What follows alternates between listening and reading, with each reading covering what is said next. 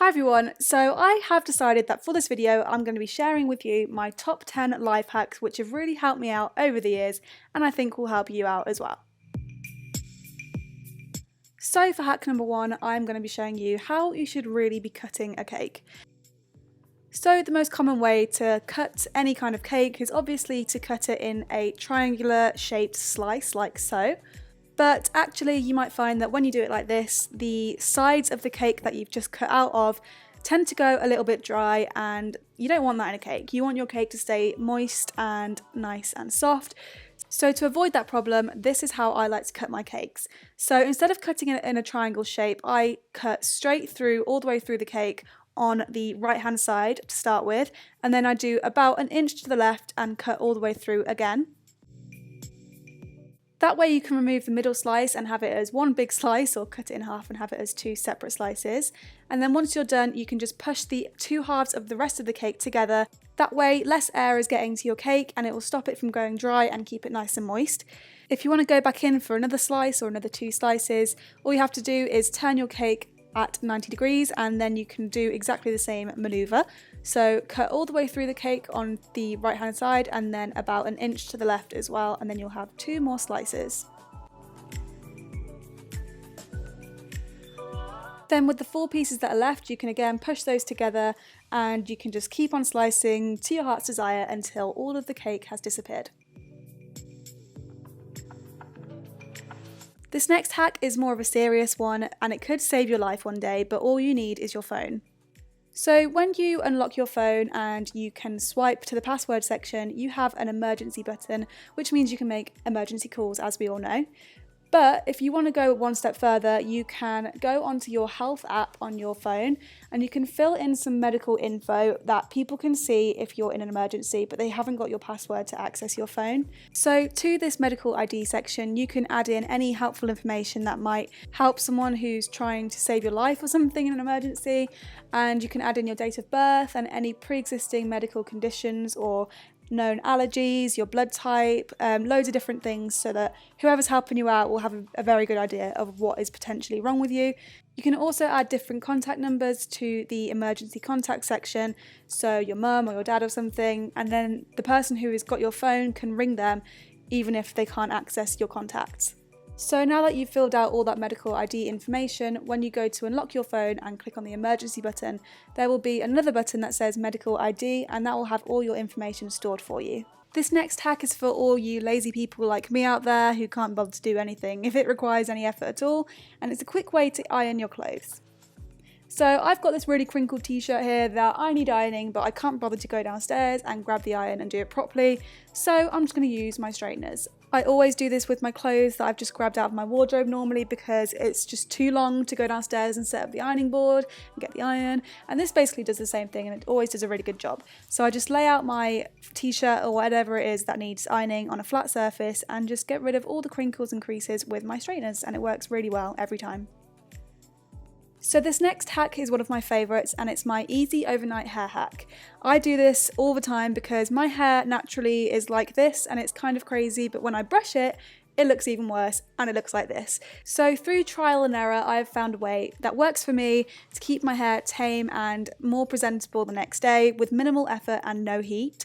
So first of all, just brush through your hair and get it into a ponytail, and then twist it all the way around into a donut shaped bun, and making sure it's really tight and making sure it's really secure and all the loose ends are all tucked in nicely. Then I'm going to take this big hairband to secure my bun, but you can just use any hair bubble if you want to. And you want to make sure that it is quite tight but not crazy tight so that it hurts, but you want it to all stay in place. Then you just sleep on it overnight, and in the morning you should have hair that looks a lot more tame, a lot more presentable, and it will give it a really nice kind of beachy wave effect, I find. But I love this because I hate straightening my hair, it takes so long, so this is just a really quick way to get your hair looking a bit less crazy if you suffer from frizzy hair like me. This next one is going to be something that I can almost guarantee that you will use in the future, because this affects everybody. It's such a good trick.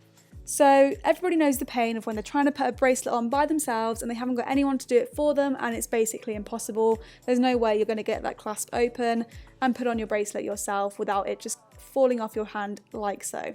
But there is a way to do it, and all you'll need is a paper clip. So you just open out the paper clip so that you've got 2 hooks on either end, and you can straighten out one of the ends like so. And then you're going to need to grab your bracelet and just put your clasp through the hook that you've made with the paper clip. And then you want to hold on to the long side of the paper clip with your fingers, dragging your bracelet around the back of your hand. Then you can just pull around the rest of the bracelet from the back, and you should be able to easily clip on the clasp to the part of the bracelet that's hooked through the paper clip. And that's it. And it's so easy and so helpful, and it's literally saved my life when it comes to bracelets. This next hack is so easy and it's so helpful for those of you who hate moisturising like me. So I can never be bothered to moisturise my whole body after I got out of the bath, so I like to do it in the bath.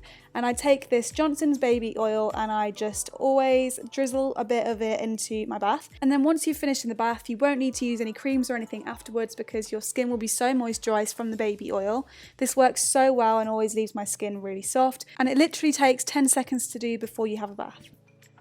This next hack might really help you out if you feel like you always need to be eating something while you're watching TV, because trust me, I've been there. So I'm the kind of person that whenever I sit down and watch Netflix or YouTube or anything on my laptop really, I always feel like I want something to eat, normally something really unhealthy like crisps or chocolate.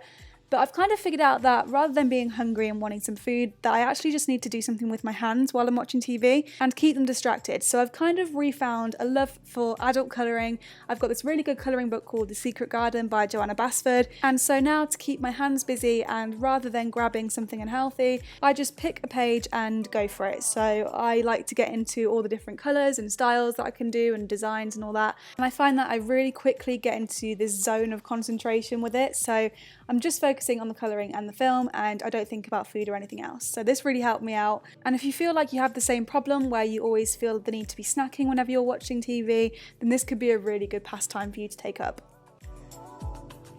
This next one is something that I think every girl should do, and it's using men's razors.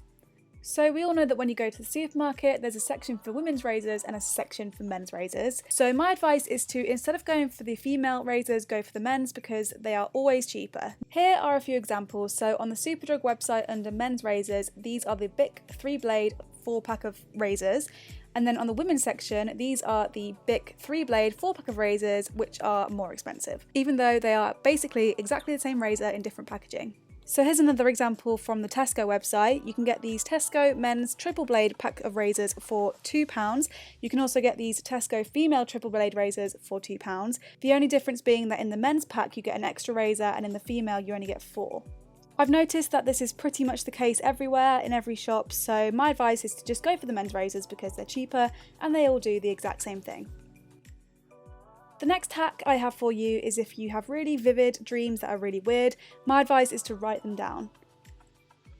This is also a really good tip for people who are trying to lucid dream. This is one of the first things you need to do if you do want to start lucid dreaming. So I just use my favourite part of the day journal to write down my dreams because it has a really handy date and paragraph section.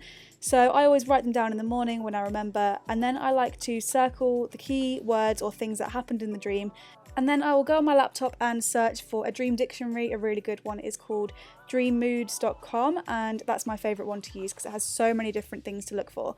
So once I'm on there, I will search the keywords that I wrote down earlier, and I always find that this is a really good thing to do because whenever you dream something, it's normally your subconscious telling you that you need to sort something out in your life or you need to solve a problem, but it won't give you it in an obvious form. It'll give it you in like a secret message, which I think is really cool. So I always try to write down my dreams.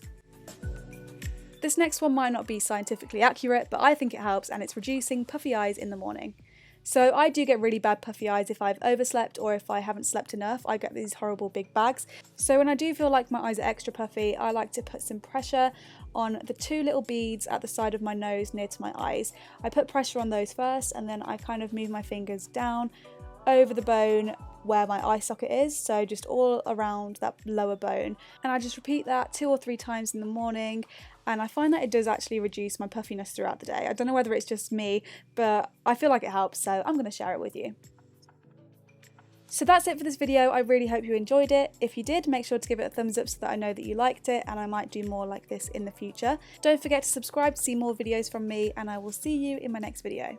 Goodbye. Next up, I'm going to try these, which are called picotas. So there's lots of little wrapped up sweets in this big bag. So it's like a little red